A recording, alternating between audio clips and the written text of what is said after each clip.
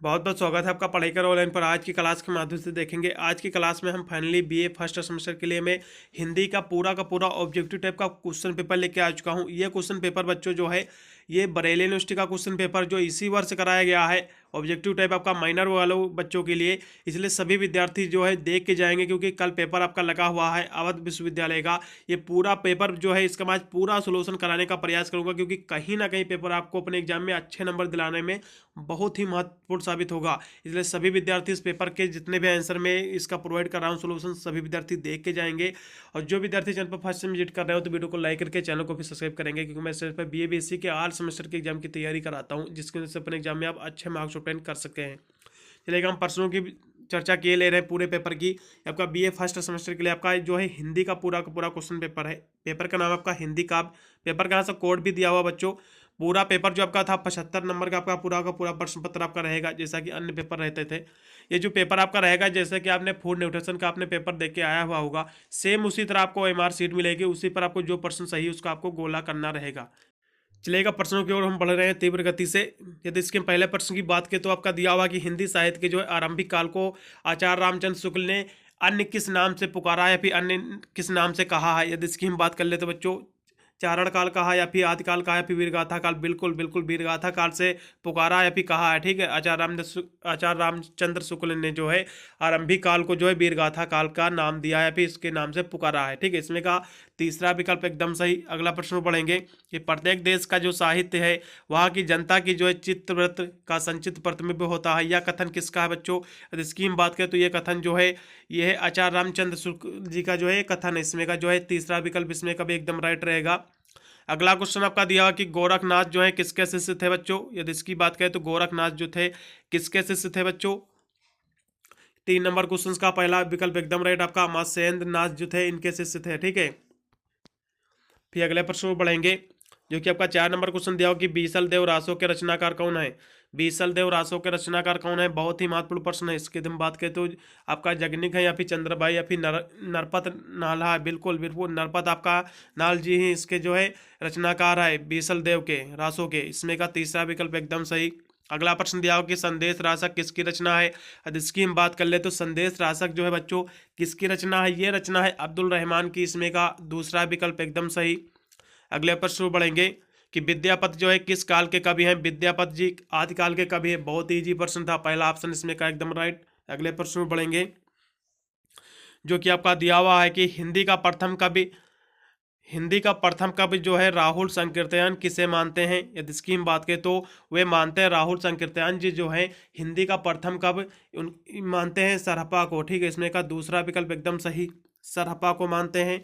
फिर अगले प्रश्न बढ़ेंगे जो कि आपका दिया हुआ 8 नंबर की सिद्धों की संख्या कितनी बताई गई है? सिद्धों की संख्या बच्चों जो है 84 है, 84 है। ठीक है, इसमें का तीसरा विकल्प एकदम सही। फिर अगले प्रश्न बढ़ेंगे जो कि आपका दिया हुआ कि अजगर करे न चाकरी पंछी करे न काज। यह पंक्ति जो है बच्चों किसकी है? यदि इसकी बात करें तो ये 9 नंबर क्वेश्चन का बच्चों जो ऑप्शन सही रहेगा यह मलुक दास की कविता का है, पंक्ति का है। ठीक है, इसमें का जो है बी विकल्प एकदम सही, दूसरा विकल्प। फिर अगले प्रश्न बढ़ेंगे जो कि आपका दिया हो कि पृथ्वीराज रासो जो है किस काल की रचना है? पृथ्वीराज रासो जो है बच्चों ये किस काल की रचना है? यदि इसकी हम बात कर ले तो ये जो है आदिकाल की रचना है। इसमें का तीसरा विकल्प एकदम सही।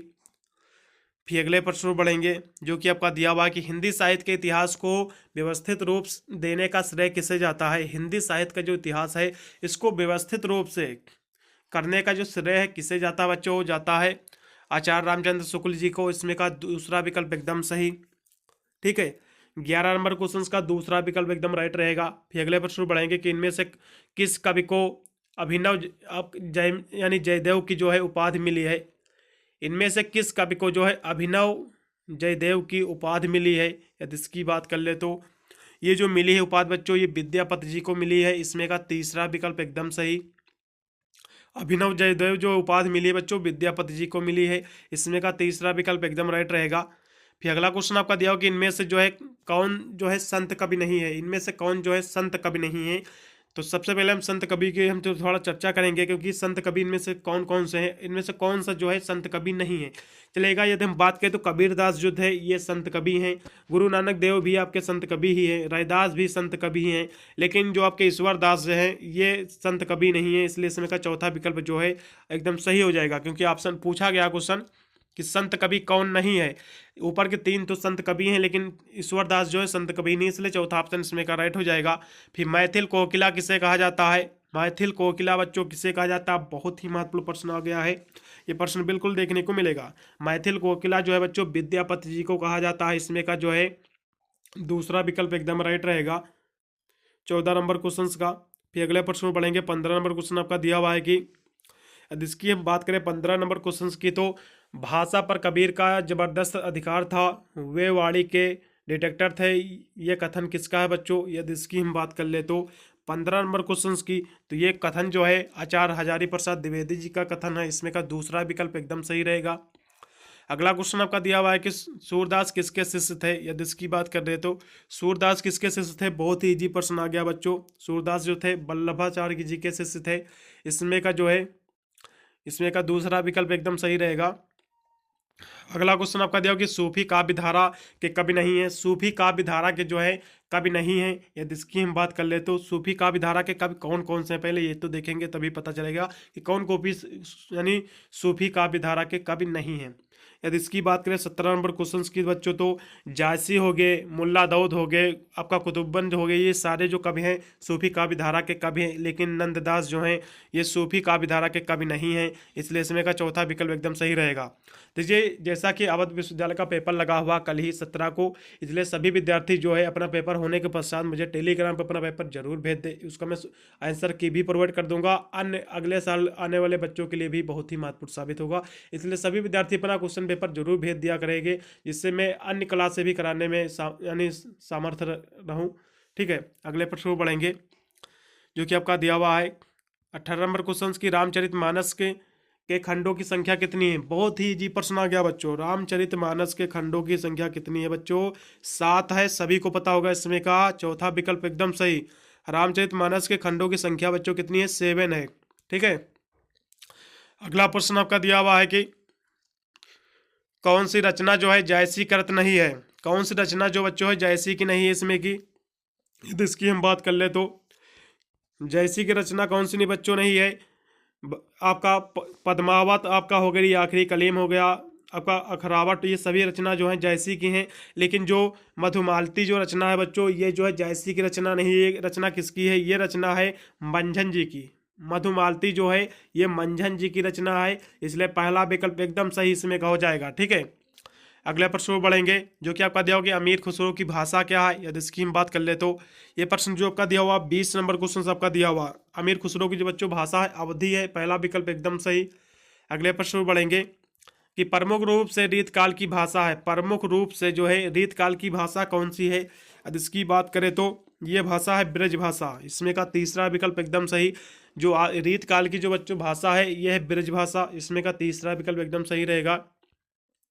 यह अष्टछाप के कवि कौन है? अष्टछाप के यदि हम कवियों की बात करें तो कौन से कवि हैं अष्टछाप के? आपका जो प्रश्न आपका दिया हुआ है पहला ऑप्शन एकदम सही रहेगा, क्योंकि सूरदास ही आपके अष्टछाप के कवि हैं। इसमें का पहला ऑप्शन एकदम सही रहेगा। फिर अगले क्वेश्चन से और बढ़ेंगे जो कि आपका दिया हुआ 23 नंबर क्वेश्चन की, रामचरितमानस की भाषा है। रामचरितमानस की भाषा कैसी है बच्चों? ये प्रश्न आपका जो दिया हुआ 23 नंबर क्वेश्चन का, रामचरितमानस की भाषा कैसी है? अवधी है। इसमें का तीसरा विकल्प एकदम सही। फिर अगला क्वेश्चन आपका दिया हुआ कि कबीर के गुरु थे, कबीर जी के गुरु कौन थे? यदि इसकी बात कर ले बच्चों बहुत ही महत्वपूर्ण प्रश्न बन जाता है। 24 नंबर क्वेश्चन का, कबीर जी के जो गुरु थे बच्चों वो थे रामानंद जी। इसमें का तीसरा विकल्प एकदम सही। अगले प्रश्न में बढ़ेंगे कि पुष्ट मार्ग का जहाज किसे कहा जाता है? पुष्ट मार्ग का जहाज किसे कहा जाता है? सूरदास जी को कहा जाता है। पहला विकल्प एकदम सही रहेगा। अगले प्रश्न में बढ़ेंगे जो कि आपका दिया हुआ कि तू कहता कागज की लेखी, मैं कहता आखन देखी, उक्ति किसकी ये पंक्ति हैं? यदि इसकी हम बात कर ले तो यानी तू कहता कागज की लेखी, मैं कहता आखिन की देखी, ये जो आपका उक्ति जो ये पंक्ति है जो बच्चों किसके द्वारा लिखित है? यदि इसकी बात करें 26 नंबर क्वेश्चन की, तो ये जो है कबीरदास जी की पंक्ति है। ठीक है, इसमें का जो है दूसरा विकल्प एकदम सही रहेगा 26 नंबर क्वेश्चन का। अगला क्वेश्चन दिया होगा कि चंद्रयान किस कवि की रचना है। चंद्रयान जो है बच्चों किस कवि की रचना है। यदि इसकी बात कर ले 27 नंबर क्वेश्चन की, तो ये जो है मुल्ला दाऊद की रचना है। चंद्रयान जो है मुल्ला दाऊद की रचना है। इसमें का तीसरा विकल्प एकदम सही 27 नंबर क्वेश्चन का। अगला क्वेश्चन दिया होगा कृष्ण गीतावली किसकी रचना है बच्चों। कृष्ण गीतावली जो रचना है तुलसीदास जी की रचना है। इसमें का जो है चौथा विकल्प एकदम सही रहेगा। फिर अगला क्वेश्चन आपका दिया होगा कि किस काल को जो है आचार्य विश्वनाथ प्रसाद मिश्र ने श्रृंगार काल की संज्ञा दी। यदि इसकी बात कर ले तो उन्होंने जो थी रीत काल को जो है श्रृंगार काल की यानी काल की संज्ञा दी थी। इसमें का जो है दूसरा विकल्प एकदम सही रहेगा, रीत काल को। अगला क्वेश्चन दिया हुआ कि भूषण बिनु ना विराजई कविता यानी वनिता मित्र, यह कथन जो है बच्चों किसका है। यदि इसकी बात कर ले तो भीषण बिनु ना विराजई कविता वनिता मित्र यानी इसकी हम बात करें तो ये जो पंक्ति आपके बच्चे दी हुई है ये किस लेखक की पंक्ति है। ये जो प्रश्न आपका दिया हुआ है इसके जो केशवदास जी की पंक्तियां हैं। इसमें का पहला विकल्प एकदम राइट रहेगा। फिर अगला क्वेश्चन आपका दिया हुआ है कि कृष्ण भक्त कवियों के लिए उपजीव्य सामग्री कहाँ से मिली है बच्चों। यदि इसकी बात कर ले तो सामग्री जो मिली थी श्रीमद् भगवत पुराण से मिली थी। इसमें का जो है तीसरा विकल्प एकदम सही रहेगा। बहुत ही महत्वपूर्ण प्रश्न बिल्कुल देखने को मिलेगा। फिर लोक नायक वही हो सकता है जो समन्वयन कर सके, यह कथन किसका है। यदि इसकी बात करें 32 नंबर क्वेश्चन की, तो ये जो कथन है बच्चों ये आचार्य हजारी प्रसाद द्विवेदी जी का है। ठीक है, ये आचार्य हजारी प्रसाद द्विवेदी जी का कथन। इसमें का जो है ऑप्शन जो सही हो जाएगा दूसरा विकल्प एकदम सही रहेगा। अगला क्वेश्चन दिया हो कि रीत काल का वह कौन सा कवि है जो अपनी एकमात्र कृत के हिंदी साहित्य में अमर हो गया। रीत काल का ऐसा वह कौन सा कवि है जो केवल एक ही कविता पर अमर हो गया, एक ही पुस्तक पे कह सकते हो, एक ही कृत उसने लिखी और अमर हो गया पूरे रीत काल में। यदि इसकी बात करें बहुत ही महत्वपूर्ण प्रश्न बच्चों ये बन जाता है, काफ़ी महत्वपूर्ण प्रश्न भी है। ये प्रश्न बिल्कुल देखने को मिलेगा। बिहारी दास जो थे ये एक ऐसे कवि थे जिन्होंने रीत काल में केवल एक ही कृत लिखी। कौन सी कृत लिखी चलेगा, इस पर भी हम सत्ता करे ले रहे हैं। सतसाई बिहारी ने सतसाई जो कृत लिखी थी मात्र एक ही कृत पर ये अमर हो गए। देखा जाए हिसाब से बहुत ही महत्वपूर्ण प्रश्न बच्चों बिल्कुल देखने को मिलेगा। इसमें का बिहारी ऑप्शन बिल्कुल सही रहेगा क्योंकि बिहारी ने रीत काल में केवल एक ही कृत लिखी थी। बिहारी सतसाई इसी के कारण वे अमर होगी, इतनी इनकी प्रचलित थी वो। इसमें का तीसरा विकल्प एकदम राइट रहेगा। अगला क्वेश्चन आपका दिया हुआ कि भाषा भूषण की रचयिता कौन है। भाषा भूषण के जो रचयिता बच्चों कौन है वे हैं जसवंत सिंह जी हैं। इसमें का जो चौथा विकल्प एकदम सही रहेगा। भाषा भूषण के जो रचयिता है जसवंत सिंह हैं। अगला क्वेश्चन दिया हो कि राम को मर्यादा पुरुषोत्तम के रूप में जन जन में प्रतिष्ठित करने का कार्य जो है किसने किया है। यदि इसकी बात कर ले 35 नंबर क्वेश्चन की, तो उन्होंने कहा किसने किया है कार्य, वाल्मीकि जी ने कहा क्योंकि रामायण के रचयिता जो है वाल्मीकि जी ही हैं। इसमें का जो है पहला विकल्प एकदम राइट रहेगा। अगला क्वेश्चन दिया हो कि आर्य समाज के संस्थापक कौन है बच्चों, बताइएगा। बहुत ही ईजी प्रश्न है ये, हाई स्कूल इंटर से आपने पढ़ा होगा, बहुत ही महत्वपूर्ण प्रश्न। ठीक है, आपका 36 नंबर क्वेश्चन का जो है स्वामी विवेकानंद जो थे, ठीक है विवेकानंद नहीं सॉरी ये स्वामी दयानंद जो थे ये है आर्य समाज के संस्थापक। इसमें का दूसरा विकल्प एकदम सही रहेगा। ठीक है, अगले प्रश्न बढ़ेंगे जो कि आपका दिया हुआ है कि तुलसीदास की भक्ति किस भाव की है। तुलसीदास जी की जो भक्ति है किस भाव की है। यदि इसकी बात कर ले तो इनकी जो भक्ति जो है ये है दास भाव की है। ठीक है, इसमें का दूसरा विकल्प एकदम सही रहेगा। अगला क्वेश्चन आपका दिया कि निम्नलिखित में से रीत काल यानी रीत मुक्त कवि कौन है। रीत बद्ध ने रीत मुक्त कवि हैं। यदि इसकी बात कर ले तो इसमें का क्वेश्चन का जो ऑप्शन सही हो जाएगा धनानंद जो हैं रीत मुक्त कवि हैं। ठीक है, इसमें का जो है चौथा विकल्प एकदम सही रहेगा। अगला क्वेश्चन आपका दिया हुआ कि इतिवृत्तात्मकता किस काव्य युग की प्रमुख विशेषता है। यदि इसकी बात कर ले तो ये जो विशेषता बच्चों है ये किसका यानी युग की है, ये द्विवेदी युग की विशेषता है। पहला विकल्प एकदम सही। अगला क्वेश्चन दिया हो कि आधुनिक काल के लिए इनमें से कौन सा जो है नाम नहीं दिया गया है। आधुनिक काल को जो है इनमें से कौन सा नाम नहीं दिया गया है, अन्य सभी नाम दिए गए हैं। यदि इसकी बात कर ले तो ये जो क्वेश्चन दिया हुआ 40 नंबर क्वेश्चन दिया हुआ है वर्तमान काल कहा गया है, बिल्कुल गद्य काल भी कहा गया, आधुनिक काल भी कहा गया है, लेकिन समय काल नहीं कहा गया, इसलिए इसमें का जो है दूसरा विकल्प एकदम सही रहेगा। फिर अगले क्वेश्चन पर बढ़ेंगे जो कि 41 नंबर दिया हुआ है कि समस्या पूर्ति यानी समस्या पूर्ति किस युग की जो है प्रमुख प्रवृत्ति है। यदि इसकी बात कर ले, समस्या पूर्ति जो है किस युग की प्रमुख प्रवृत्ति है बच्चों, ये जो है भारतेंद्र युग की प्रमुख प्रवृत्ति है। इसमें का चौथा विकल्प एकदम सही रहेगा। फिर अगला क्वेश्चन दिया होगा कि छायावाद स्थूल के प्रति सूक्ष्म का विद्रोह है। यह कथन किसका है बच्चों, ये कथन है डॉक्टर नागेंद्र जी का। पहला ऑप्शन एकदम सही रहेगा इसमें का। अगला क्वेश्चन 43 नंबर दिया हुआ है, इस पर भी हम पढ़ेंगे कि सरस्वती पत्रिका का संपादन किसने किया था। बहुत ही महत्वपूर्ण प्रश्न आ गया बच्चों फिर से। यदि इसकी बात कर ले तो सरस्वती यानी पत्रिका का जो संपादन किया था महावीर प्रसाद द्विवेदी जी ने किया था इसका पत्रिका का संपादन। इसमें का चौथा विकल्प एकदम सही रहेगा। फिर अगला क्वेश्चन में बढ़ेंगे जो कि आपका 44 नंबर दिया हुआ है कि प्रिय प्रवास किस युग का महाकाव्य है। प्रिय प्रवास जो है किस युग का महाकाव्य है। यदि इसकी बात करें तो ये द्विवेदी युग का जो है महाकाव्य है। ठीक है, इसमें का दूसरा विकल्प एकदम सही रहेगा। अगला क्वेश्चन आपका दिया कि तुलसीदास कविता के रचनाकार कौन है। तुलसीदास कविता के रचनाकार हैं, कौन है इसके रचनाकार बच्चों, वे हैं 45 नंबर क्वेश्चन का तुर्क यानी सूर्यकांत त्रिपाठी निराला जी जो हैं तुलसीदास कविता के रचनाकार हैं। सूर्यकांत त्रिपाठी निराला इसमें का राइट विकल्प। अगला क्वेश्चन दिया कि एक भारतीय आत्मा किसे कहा जाता है। एक भारतीय आत्मा जो है किसे कहा जाता है, फिर किसे माना जाता है। इसकी हम बात करें तो ये माना जाता है माखनलाल चतुर्वेदी जी को माना जाता है। इसमें का दूसरा विकल्प एकदम सही रहेगा 46 नंबर क्वेश्चन का। फिर अगला क्वेश्चन आपका दिया होगा कि संसद से सड़क तक, संसद से सड़क तक जो काव्य था ये किसने इसको, इसके लेखक कौन है, इसके रचनाकार कौन है। यदि इसकी हम बात करें 47 नंबर क्वेश्चन की, ये जो काव्य है ये इसकी हम बात करें 47 नंबर क्वेश्चन की तो इसके जो यानी रचनाकार हैं सुदामा पांडे धूमिल जी हैं इसके रचनाकार। ठीक है, धूमिल जी इनको शॉर्टकट में भी आपको देखने को मिलेगा। इनका जो पूरा नाम है धूमिल जी का सुदामा पांडे धूमिल जी इनका पूरा नाम है। फिर अगला क्वेश्चन आपका दिया कि इनमें से कौन जो है प्रगतवाद कवि नहीं है। यदि इसकी बात कर ले तो इनमें से कौन जो है प्रगतवाद कवि नहीं है। यदि इसकी हम बात की चर्चा करें प्रश्न की, ये आपका जो 48 नंबर क्वेश्चन दिया हुआ है इसका जो ऑप्शन हो जाएगा प्रगतवाद के कब कौन नहीं है। नागार्जुन जी जो है ये प्रगतवाद के कवि नहीं है। इसमें का तीसरा विकल्प एकदम सही रहेगा।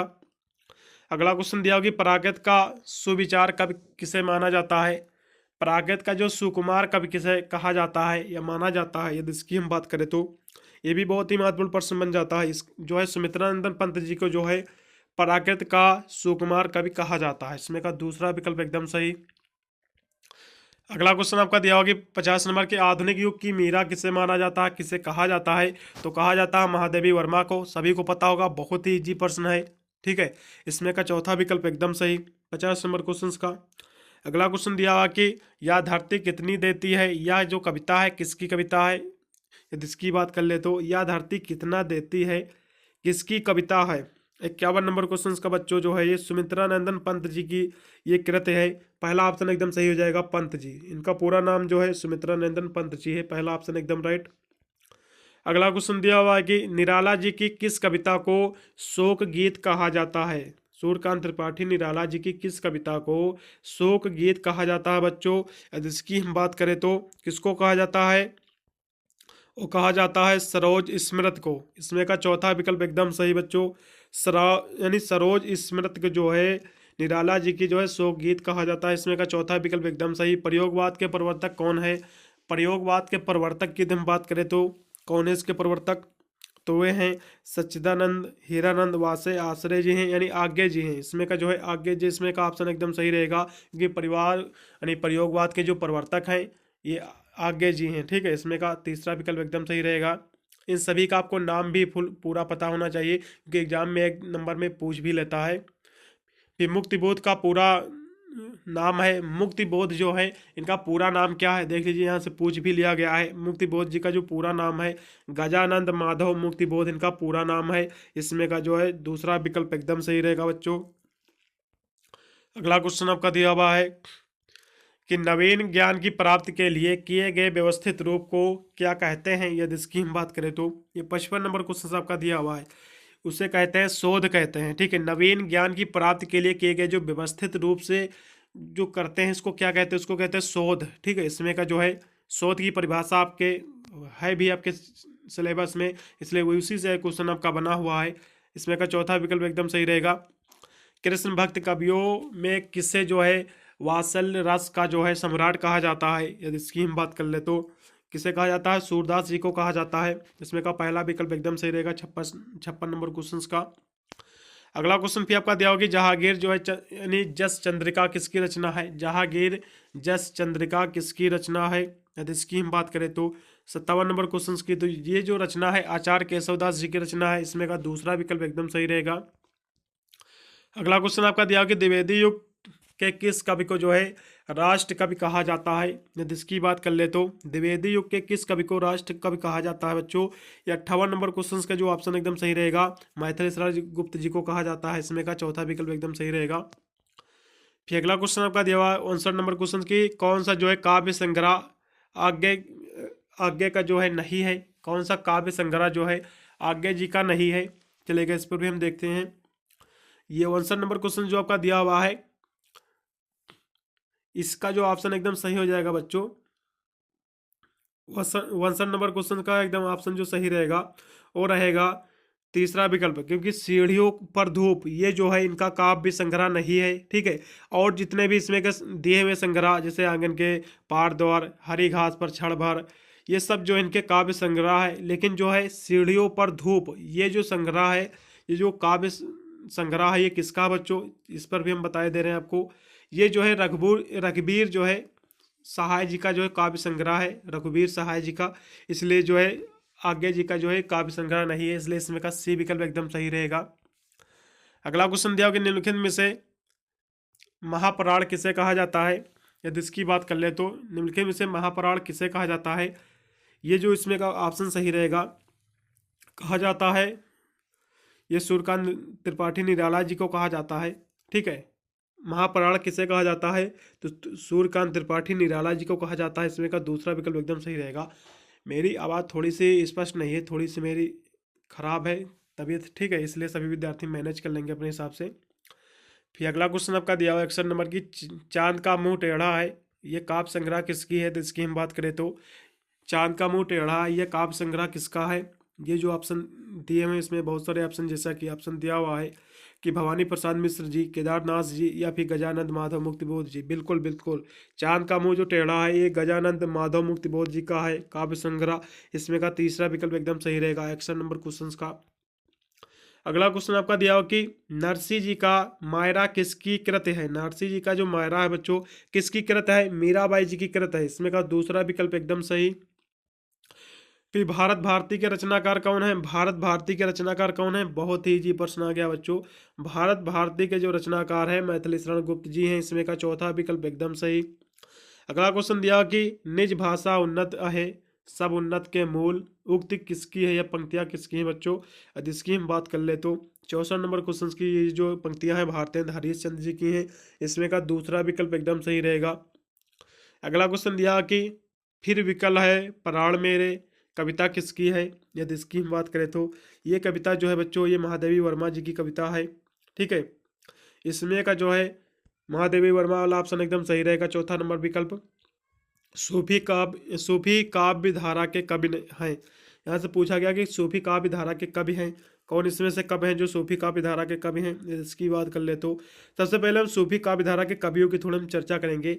जैसे कि जासी हो गए, मुल्ला दाऊद हो गए, मंजन हो गए, कुतुम्बन हो गए, ये जो है सूफी काव्य धारा के कवि हैं। इसलिए इसमें से आपको जायसी नजर आ रहा होगा, ये जो है ये सूफी काव्य धारा के कवि, इसलिए इसमें का दूसरा ऑप्शन एकदम सही हो जाएगा।